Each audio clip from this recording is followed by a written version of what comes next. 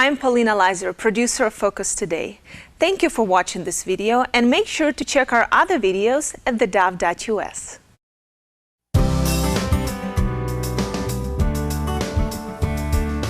Welcome back, and what a delight, an honor, and a hoot to have with us one of the most popular guys we have on the Dove Television Network, and that is Todd Friel. He heads up Wretched TV, Wretched Radio. He writes books. He does all kinds of things. And parents, don't let your kids grow up to be like him. The world only needs one, and we have him. Hello, buddy. Are you? I also do mime. Oops. How are you, Barry? Good, man. Good to see you. How's everything back there in Atlanta? It's polleny. If you've never been below the Mason-Dixon line in the spring, you have it's like a Martian green film that falls on the city. If you don't have allergies when you move to the south, you will very shortly. Nobody tells you this. In the travel magazines, they never point this out when, hey, move to Atlanta, that you're going to be sneezing for a third of the year. True. Okay. It's unbelievable. You walk out, you get your car washed, you walk out at the end of the day, and it's covered with pollen. There you go. Wow. All right. Well, we'll let you hold your hanky then while we're doing the show here today. Hey, a lot to talk about, Todd. Thanks for your time. We value it great. By the way, seriously, we get more comments off your show. I don't know how many times we repeat the same show because people like it. So thanks for what you do. Hey, listen, let's get into Donald Trump and Hillary Clinton. Now, they both did an abortion faux pas. Now, according to Hillary, the person, the baby, the child, has no constitutional rights even on the due date. Now, hello. Yeah, that was a big biff. It's so intuitive. We just know it's a baby inside. Now, people can be brainwashed. They can be indoctrinated. But Hillary just revealed what Romans 1 teaches. We suppress the truth in unrighteousness. She knows better. She's had a baby. She's seen the birthing process. She's felt the kicks in her womb. She knows better. And yet, Hillary Clinton might actually be even more pro-abortive than Barack Obama, and that's saying a mouthful. All right. Donald Trump, on the other hand, fell right into Chris Matthews' trap, and he got tangled up by saying, yep, the woman needs to be punished. Later, he tried to correct that and said, well, I meant the doctor. Yeah. Well, yeah. Isn't abortion... doctor. Yeah. Isn't abortion its own punishment? Well, it can be for some women. That's an interesting thought also. But I think we need to think in terms of the moral issue and the legal issue, because there's a distinction and yet there's some overlap. Morality defined by God, black and white, clear cut. The legal system gets a little fuzzy. There's a lot of things that need to be considered in this human broken system. So I think our starting place is recognizing there's a difference between biblical morality and the legal system. And I would say this, Perry, a couple of preambles to this big conversation. I mean, this is not a sound-biteable sort of affair, and that's what I think got Donald Trump into so much trouble. Number one, we do not have to have a legislative plan of action with every legal detail thought out and defined in order to hold a pro-life position.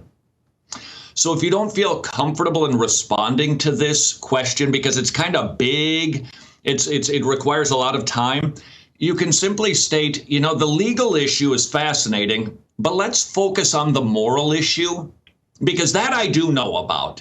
And we can work through the legislative details as we progress with this conversation. But let's start with the key issue, which is, what is it?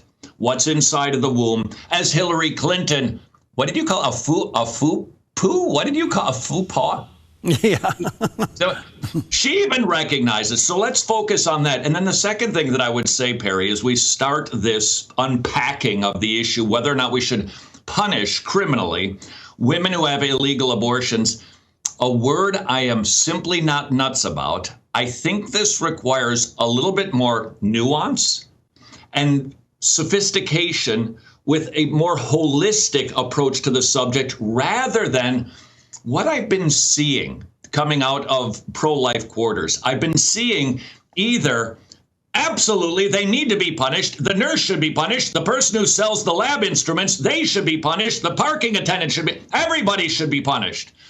And there's a part of that where you go,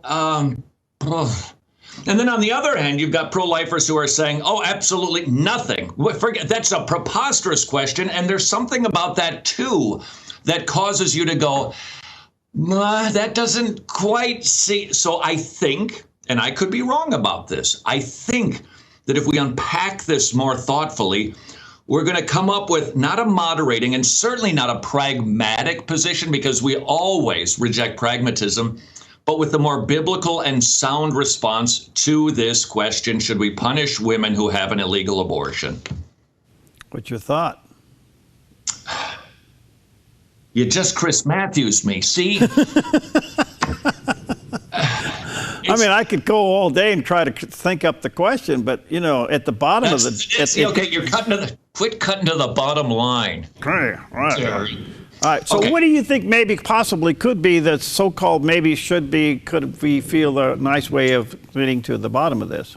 Let me go to the bottom line, and then I'll try to explain maybe why I think this might be the correct phrasing. I think.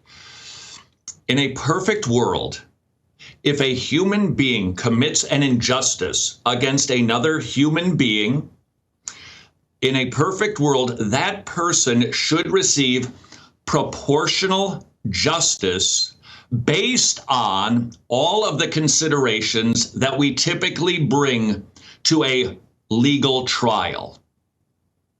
I think that captures everything without tipping one way or the other. Let me give you two scenarios, Perry, and you see what you think of these scenarios. Here's scenario number one. A 14-year-old girl gets pregnant, whether it was rape, whether it was she sinned, 14 years old, and her brute father finds out and basically grabs her and takes her to the abortion clinic to have an abortion. That's one scenario. Here's another. A woman is 33 years old, and she gets pregnant, perhaps with her husband. But she, before abortion became illegal, was actually an abortion doctor. She knows what happens. And she has an abortion. Here's the two scenarios. 14-year-old girl being coerced, 35-year-old adult, very knowledgeable. Do we think, now I'm putting the moral issue slightly aside, legally, do our courts historically view cases differently? That's my question. Well, so you Chris Matthew'd me back, but the only thing I could think of, as long as abortion is legal and you're leaving the moral implication out of it, then they're both within their rights. Yes, correct. Yeah. But what if it's illegal? Those are the scenarios.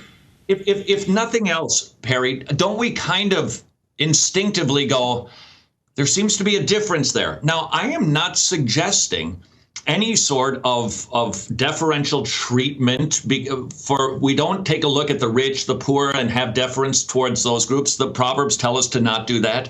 But Numbers chapter 35, I think, gives us permission to recognize that there are differences when it comes to the issue of murder based on intentionality. Numbers 35 really discusses the difference between manslaughter and murder. Furthermore, the Bible, not just Numbers 35, has two sets of sacrifices for different sins. And the two categories are, these are sins that you did intentionally versus unwittingly. Without knowledge, you didn't know, you sinned, you just didn't know it. And God seems to view those two sins both as sinful, no doubt about it. But one is, if you will, worse than the other is lesser than the other.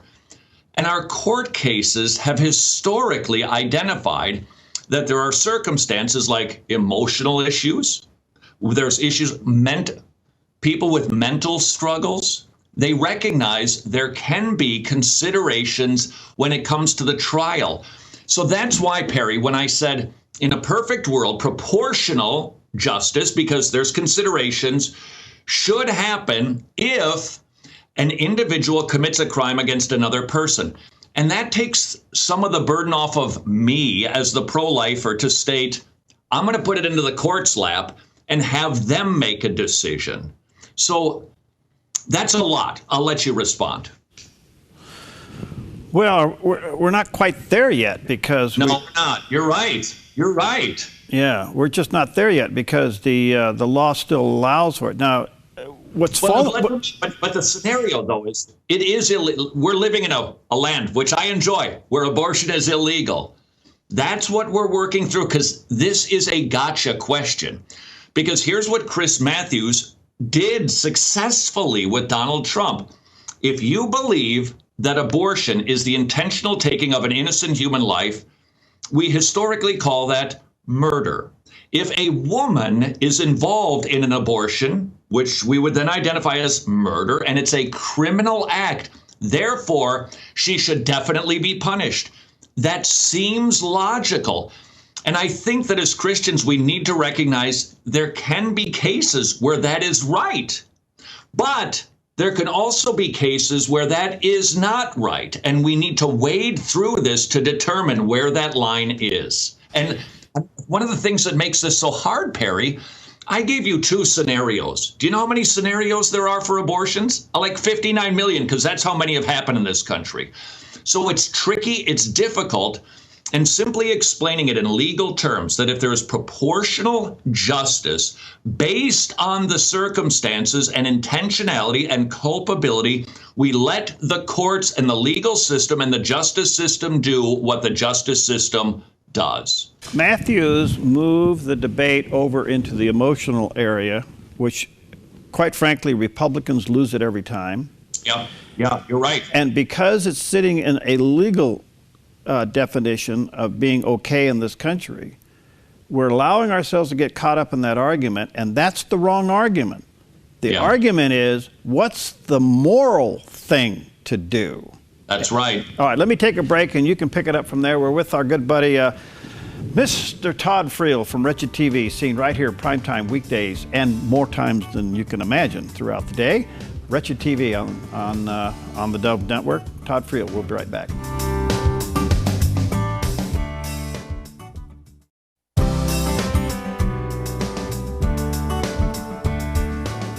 Okay, we're back with our good buddy Todd Friel. He is the host of Wretched TV and Wretched Radio. And of course, you can see Wretched TV right here on the Dove Television Network, prime times every weekday night. We're talking about the whole issue of abortion as it relates now to the campaign.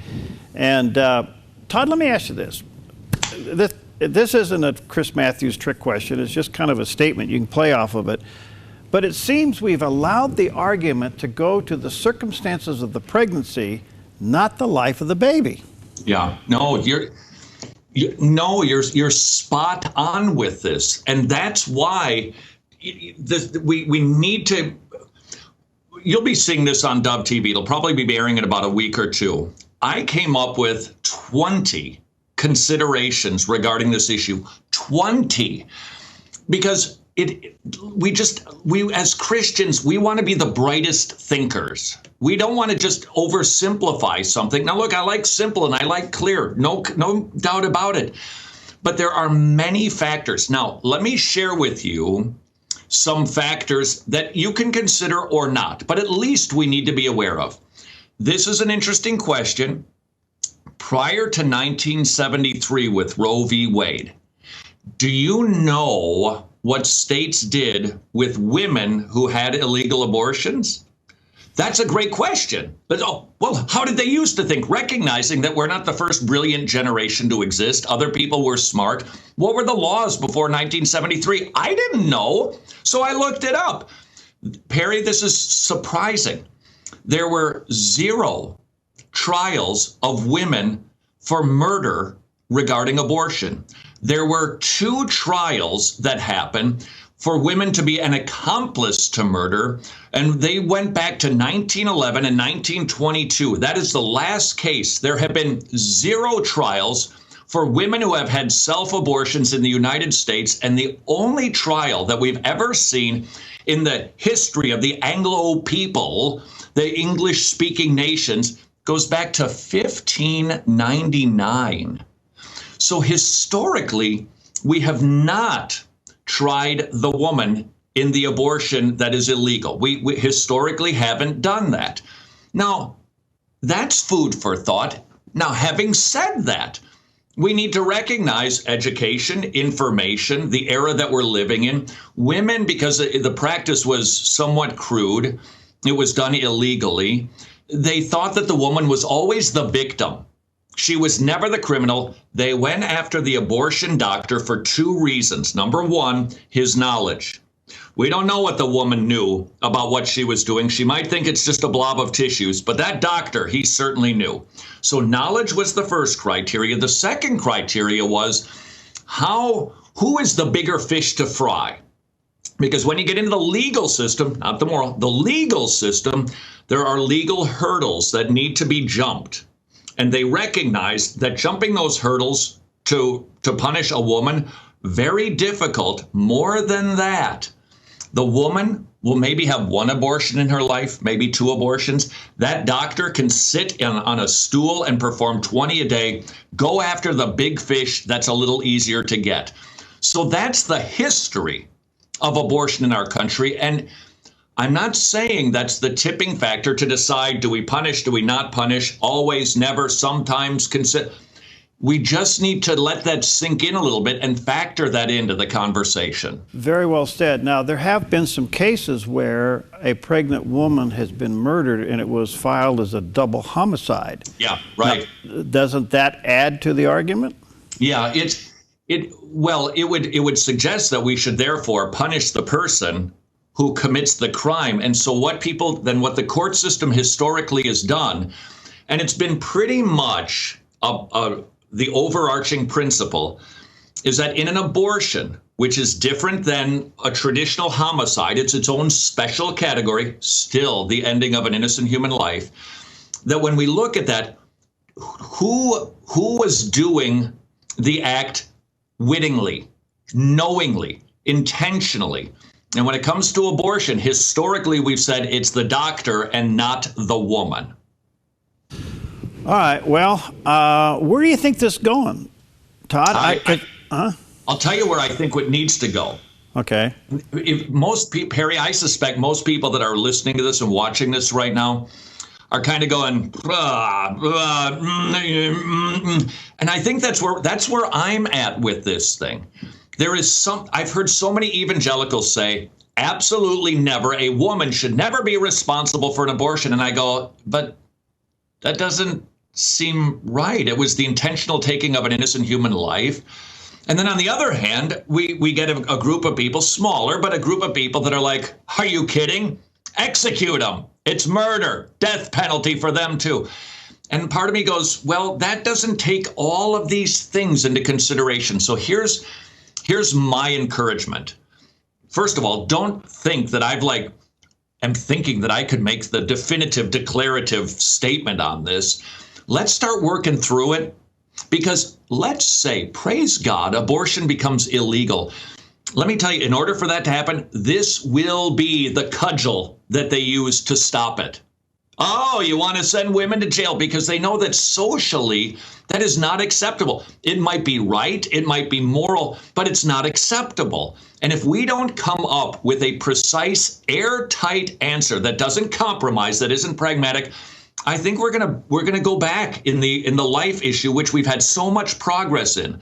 So my plea is, let's not shelf this issue, but let's not conclude it definitively until we've simply thought it through more profoundly. Yeah, I agree with that. However, I think the late Pope John Paul II pretty much said that there was a spirit of death unleashed over the world. Oh, and we have this final argument going on that Jesus talked about in John 10:10, and that's the argument between life and death. And the death culture in America and throughout the world, I mean, we're seeing it with ISIS. We're not outraged. We're seeing heads cut off, children's and all that. We're not outraged.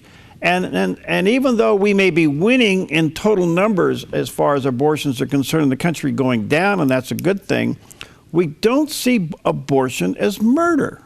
It's still in the fog over there, you know, because I know a lot of Christians that, you know, had unwanted pregnancies or unplanned pregnancies, I should say, and they still think abortion's the way to go. Yeah, that's, yeah, the number of women who claim to be Christian who have abortions, if I recall the number, it's staggeringly high. It's like shockingly high, meaning you've got women most likely in your congregation who, as a professing believer, have had an abortion. It is systemic. Perry, do you remember prior to drunk driving laws, we really didn't have any. But then a group of people started to educate the country. They were Mothers Against Drunk Driving and other groups that started to show the images, to show what happens because of drunk drivers. We heard the testimonies of people who lost a loved one because of a drunk driver. And we started to pass criminalization laws for driving under the influence. But when that law was first passed, I think that the level was 0.14. That's where you had to do the breathalyzer and be a 0.14. Today, it's a 0.08, and they want to bring it down to a 0.06. The culture, upon getting educated, moved in the right direction. And I think the same thing can happen with the life issue, because you are spot on with this, Perry. This legal issue, it's a ball of twine. Let's stick with the morality of it, and let's educate, and let's teach and preach and show the stories, the devastation, the beautiful testimonies of life. And progressively, we will change the mind of the culture like the abolitionists did with slavery. Not a great example, but the gay community. Perry, do you know who Christian Laettner is? No. Okay, hated basketball player from Duke. I just saw a special on him, why everybody hates Christian Laettner. In 1992, he was taunted by 16,000 people at a basketball stadium because they thought he was gay. So they were chanting at him, homosexual, Those people would be arrested today. The gay community has changed the mind of the majority of our culture without firing a shot. And we can too, if we will do what you suggest, get to the morality of the issue. What is it? It's an innocent, whole human being, and we shall not murder. Again, we get wrapped up in the circumstances of the pregnancy and not in the life of the baby.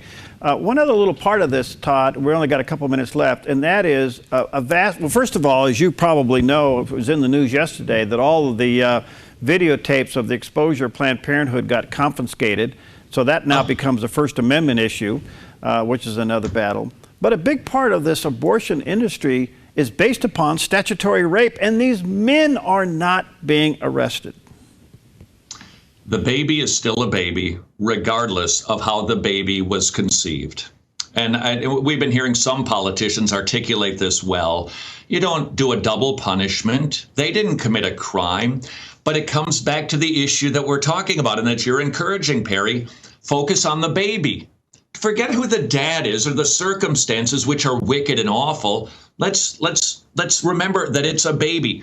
And then as Christians, we're the justice people. And that means we should speak in the strongest terms about retribution, punishment, justice for a man who violates and rapes a woman. We should be thundering that while focusing on protecting the baby.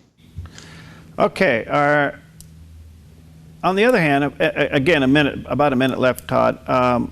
The abortion numbers are going down. There's some good signs out there. Yeah. In fact, the younger generations are waking up to the fact that it is a baby. Yeah. Are you the encouraged? Millennials, even though they're kind of untethered in many other arenas regarding morality and religion, regarding the life issue, they're pretty much holding the line. The statistics, look, they're good and they're positive, and we celebrate and we encourage all the pro-life people who are working so hard. Stay at it. But I think we all need to get a little bit more vocal to promote a culture of life Those who hate me love death, says the Lord. We're the life people. We're the better. We want better for people. We want people to have a great life. And if we would get back to the morality of the issue, I think the legality issue would take care of itself when people are persuaded. A big amen. Thank you, brother. Love you. Love what you do. Let me encourage our viewers and listeners to watch the Wretched TV on the Dove weeknights at prime time. Thanks, buddy. Keep up the good work, and let's stay connected. We got a lot to talk about. You too, and congratulations again on your award. Thank you. Excellent. Thank you very much. And really excellent. What's your latest book? 10 seconds. Just finished up a book on anxiety, the biblical cure. It'll be out in the fall. Look forward to talking to you about it. Thanks, bud. See you next time. Thanks, sir. All right, there he is. Todd Friel, Wretched TV. And again, you can see it weeknights right here at 8 o'clock on the Dove TV. We'll see you next time.